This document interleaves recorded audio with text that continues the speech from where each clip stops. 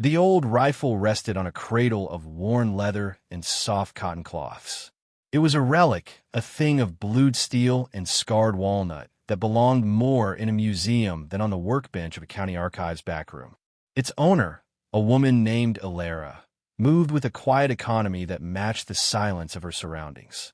Her hands, deft and sure, worked a solvent-soaked patch down the long barrel, her focus absolute.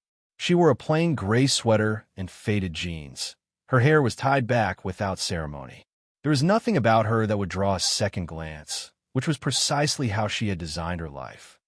She was a ghost in her own story, a curator of dusty records and forgotten histories, and this rifle was the last piece of a history she was trying to forget.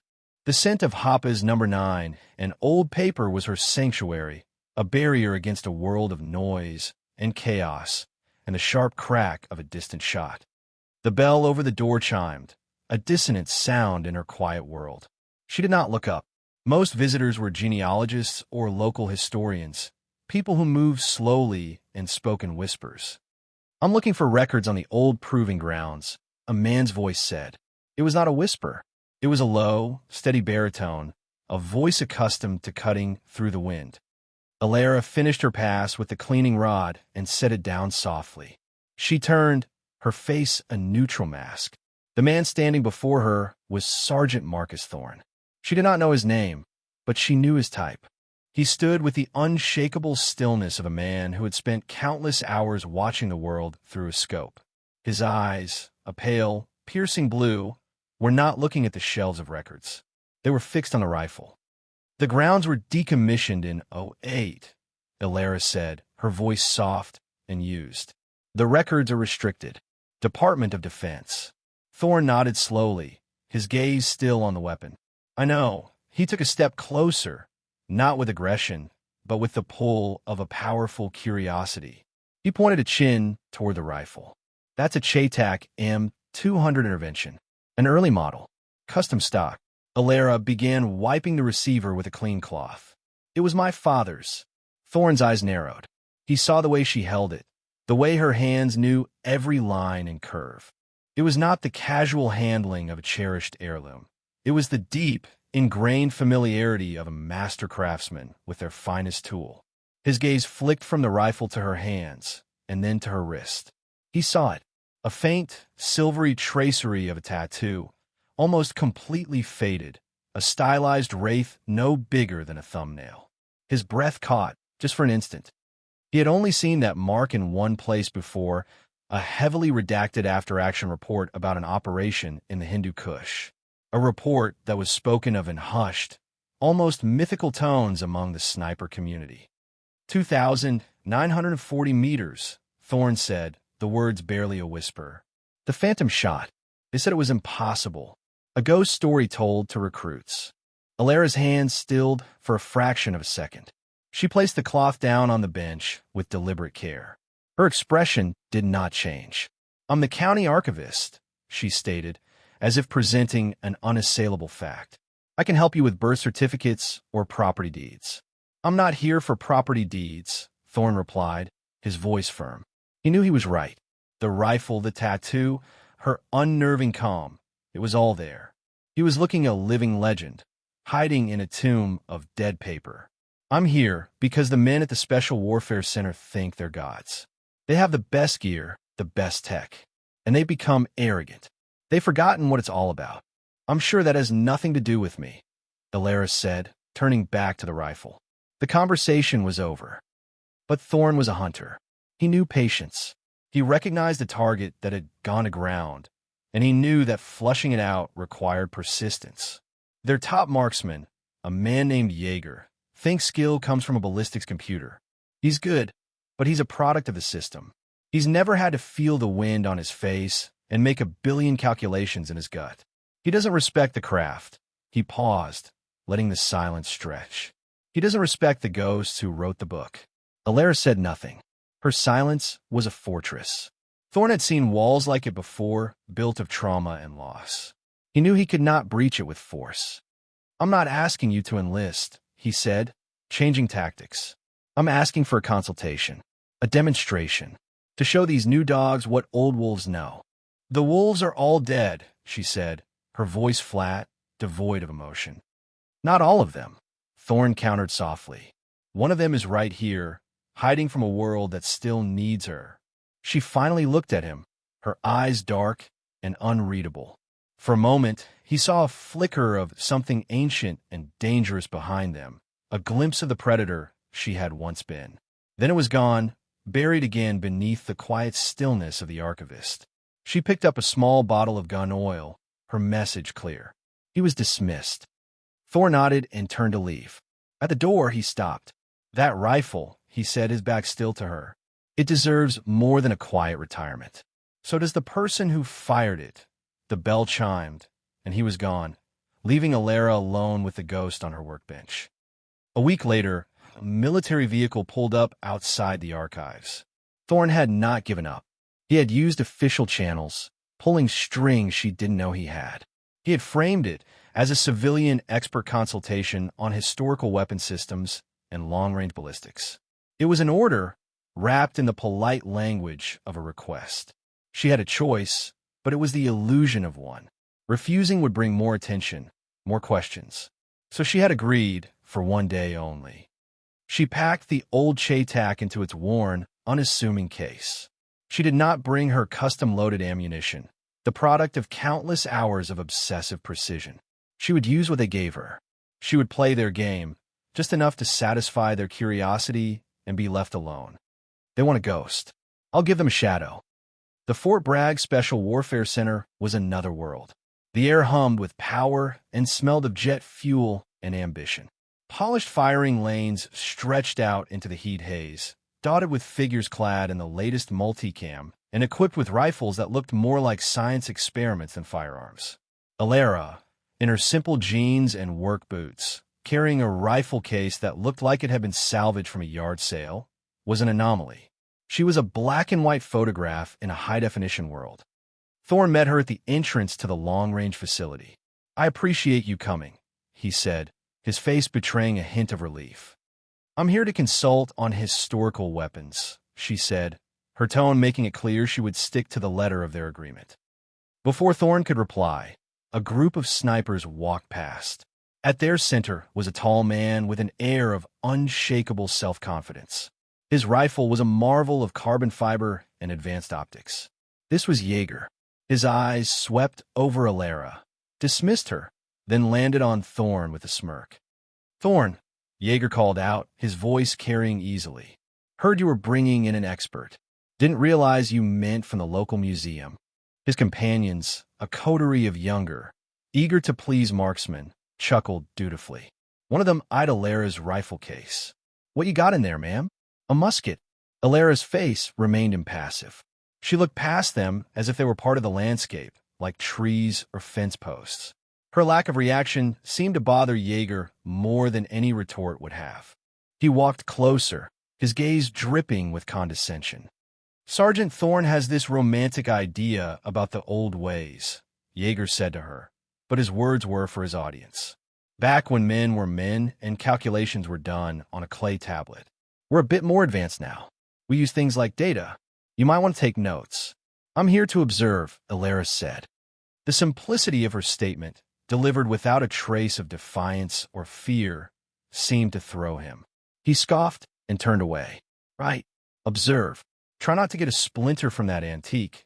He led his team onto the range, their laughter echoing behind them. Thorn's jaw was tight. "Don't mind them. Their egos are bigger than their shot groups." "I don't," Elera said. And she didn't. They were just noise. Static. She had learned long ago to filter out everything that didn't matter. The day unfolded as a showcase for Jaeger's prowess. He and his team sent rounds downrange with impressive, machine-like consistency. The digital displays flashed with hit confirmations, wind adjustments, and atmospheric data. It was a symphony of technology. The range officer, a man named Riggs who orbited Jaeger like a loyal moon, ran the line with a smug efficiency. He would occasionally glance over at Elera, who sat on a bench 50 yards back, watching. He saw a plain, unimpressive woman, and it confirmed his worldview. The best were loud and proud, and dripped with confidence. This woman was a mouse. During a lull, Thorne brought her forward. "Officer Riggs, this is our consultant. I was hoping she could get some time on the line." Riggs looked Elera up and down, his eyes lingering on her worn rifle case. "This is a live-fire range for active operators, Sergeant, not a public shooting gallery." "She's a guest of Colonel Miller," Thorne said, dropping a name that made Riggs straighten up slightly. "Fine," Riggs sighed, oozing reluctance. "Lane 12. But any malfunctions with that thing," he gestured to her case, "and she's done." Elera unzipped the case. The scarred walnut stock and long, fluted barrel of the Chaytak seemed to absorb the bright sunlight, a stark contrast to the matte, polymer rifles around it. Yeager's team stopped what they were doing to watch the show. "Oh, this is going to be good," one of them muttered, pulling out his phone to record. "Thorne's pet historian is going to try and shoot." Elera assembled her rifle with the same precise, unhurried movements she used at her workshop. She didn't have her own ammunition, so Thorne procured a box of standard-issue 408 Chaytak rounds. They were good, but they weren't hers. "The standard qualification is at 1,000 meters, Riggs said, his tone suggesting was an insurmountable distance for her. "We'll set up a fresh target for you." He made a show of it, calling it in over the radio, making sure everyone knew the civilian was about to shoot. Elera laid out her shooting mat and took her position. The rifle settled into her shoulder as if it were an extension of her own body. She looked through the old but pristine Leupold scope. "Your spotting scope," Thorne said, offering her a high-tech digital unit. "I don't need it," she said quietly. The snickers from Yeager's team grew louder. "She's got X-ray vision," one of them stage whispered.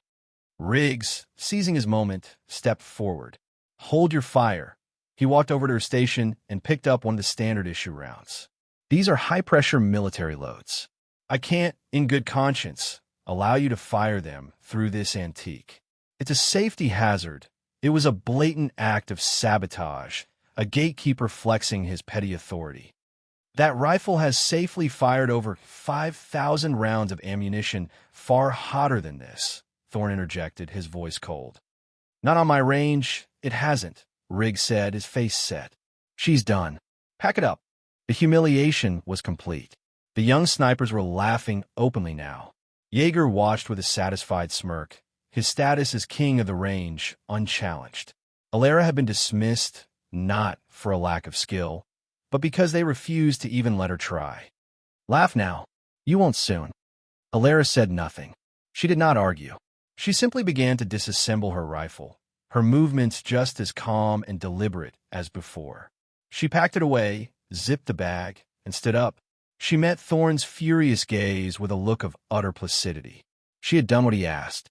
She had come. She had seen. Now she would leave. This was not her world anymore. It was just a bad memory. As she turned to walk away, a jeep pulled onto the range, moving with an urgency that silenced the mockery. It stopped near the command tower, and a man with a single star on his collar stepped out. General Vance. He was an old warrior, a man whose quiet authority dwarfed the performative arrogance of men like Yeager and Riggs. Vance's eyes scanned the range and landed on Elera. He walked directly toward her, ignoring everyone else. He stopped a few feet away, his expression unreadable.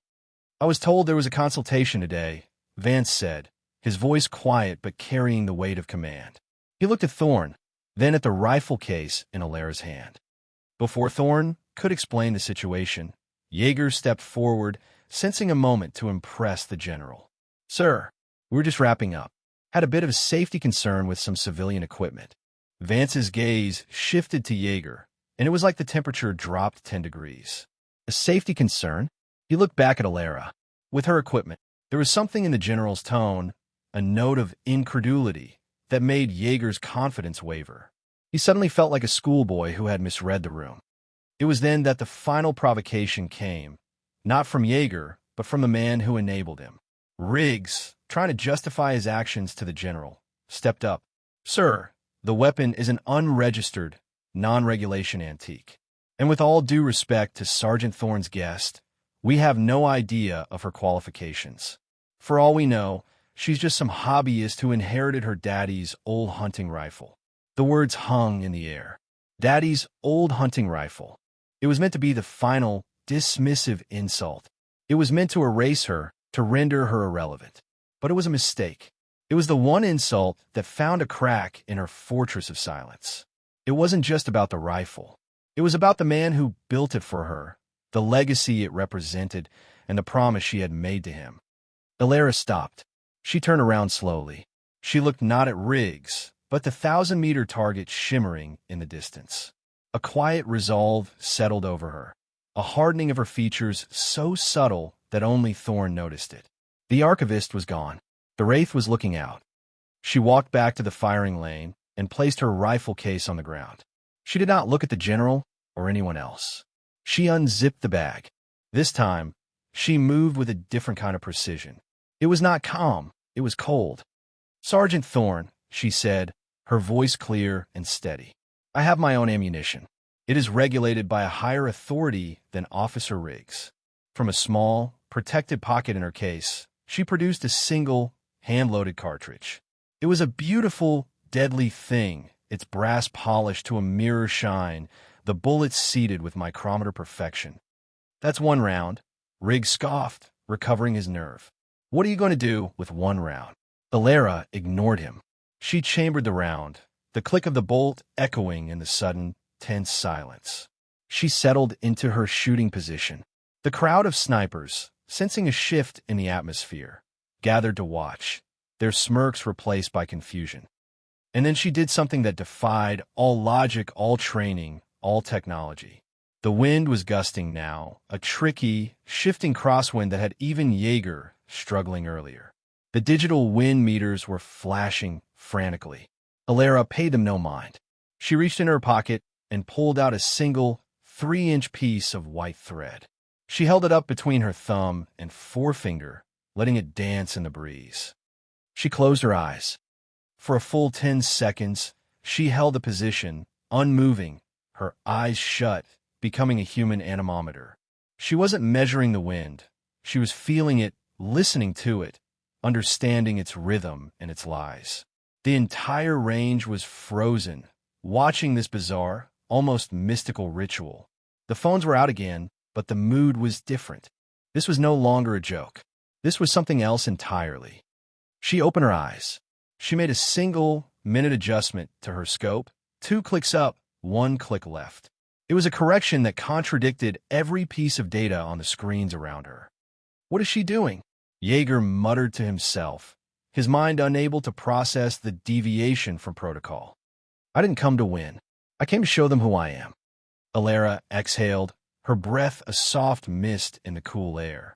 Her finger tightened on the trigger. The rifle cracked.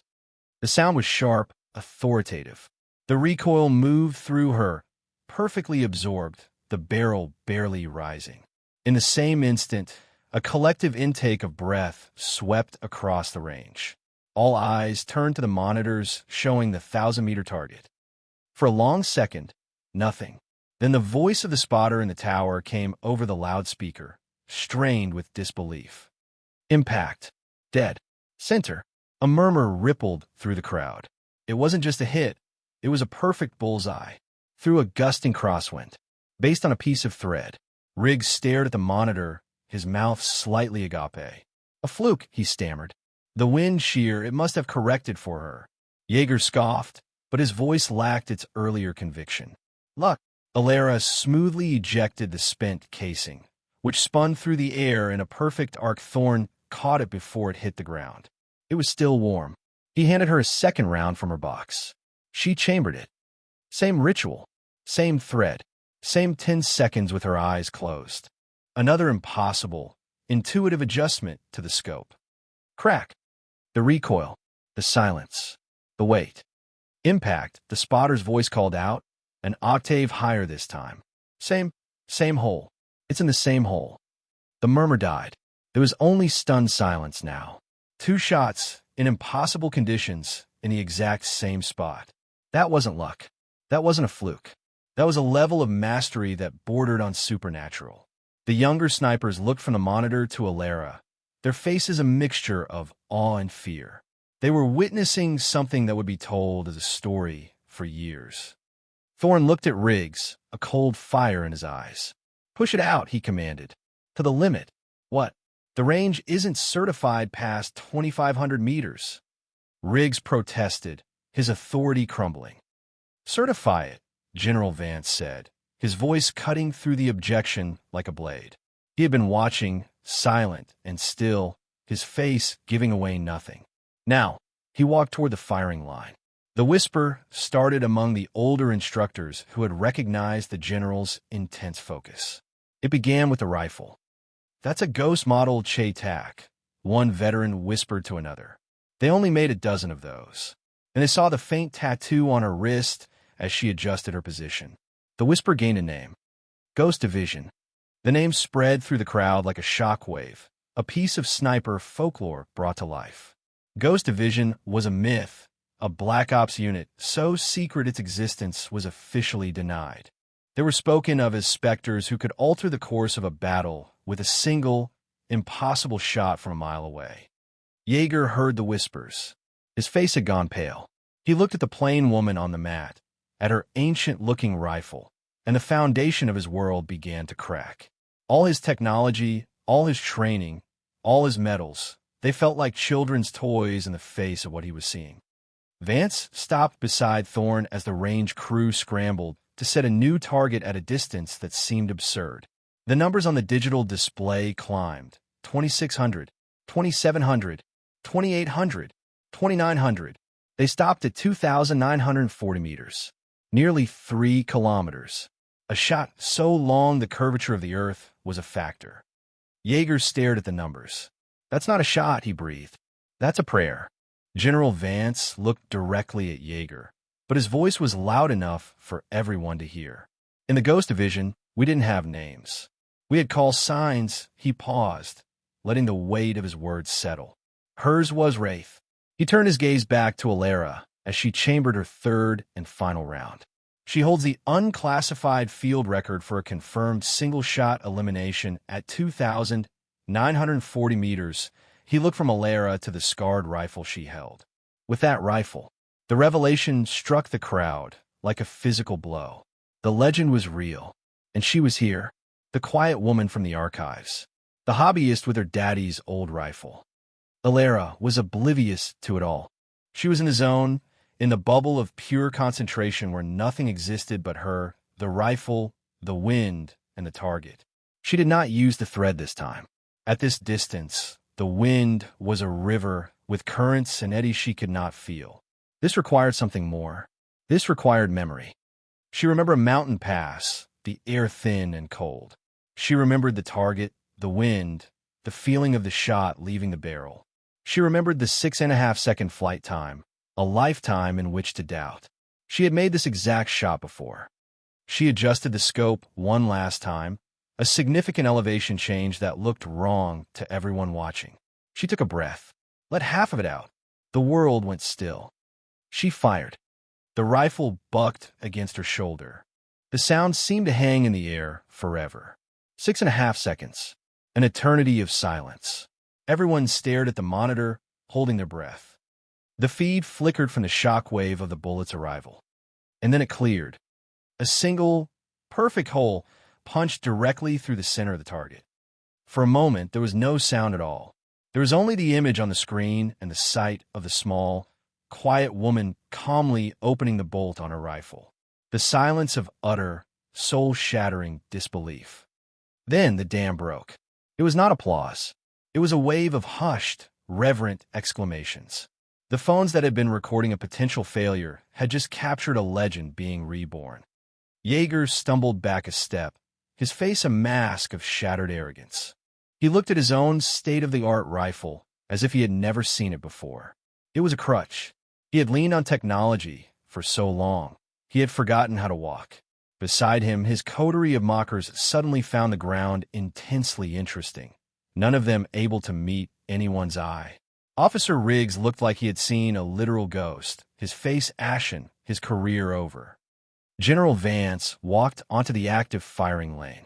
He stopped before Elera, who was now methodically wiping down her rifle. He did not speak. He simply brought his hand up in a slow, sharp, perfect salute. It was a gesture of the deepest respect, from a general to a legend, an acknowledgement that transcended rank. Elera, still seated, paused her cleaning.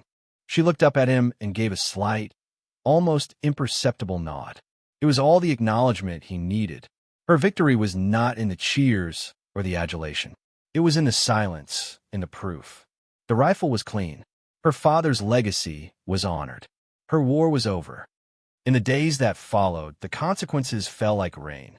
Yeager was quietly reassigned to a desk job in Alaska, his glittering career path extinguished. His sponsorships vanished overnight. He wasn't punished for losing. He was exiled for his hubris. Riggs was suspended pending a full investigation into professional misconduct, his petty tyranny brought to an end. The coterie of mockers scattered, their borrowed confidence gone, their social standing on the base evaporated.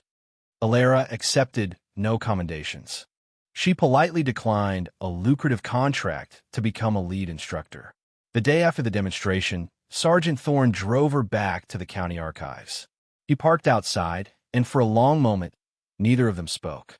"What will you do now?" Thorne finally asked. Elera looked at the quiet building, her sanctuary of paper and silence. "The records need sorting," she said. She got out of the car, her rifle case in hand. She did not look back. She disappeared back into her quiet life, leaving behind a legend that would echo through the barracks and training fields for a generation. The story of the archivist became a cautionary tale against arrogance and a testament to true mastery. The 2,940-meter target was left standing on Range 12, a new, impossible standard that everyone aspired to but no one could reach. General Vance, inspired by what he had witnessed, overhauled the sniper training program, instituting a new back-to-basics curriculum that emphasized fundamentals over a reliance on technology. It was unofficially called the Wraith Protocol. Months later, on a small, private range tucked away in the Appalachian foothills, a young marksman named Private Cole nervously adjusted his scope. He had been there at the demonstration, one of the junior soldiers watching from the back, his heart pounding with awe. He had washed out of the official program, told he was too intuitive, not relying enough on the data. A quiet woman stood behind him. "You're chasing the crosshairs," she said, her voice soft. "Stop looking. Start seeing. Feel the breath of the world." Cole nodded, his hands shaking slightly. He took a breath, held it, and listened. He felt the whisper of the wind on his neck. His instructor, Elera, watched with patient eyes. She had not vanished. She had simply changed her mission. She was no longer a ghost of the past, but a quiet mentor for the future, building a new legacy not from a single, spectacular shot, but in the patient, humble work of passing on a timeless skill. Her vindication was not in the fall of her enemies, but in the rise of those she chose to teach.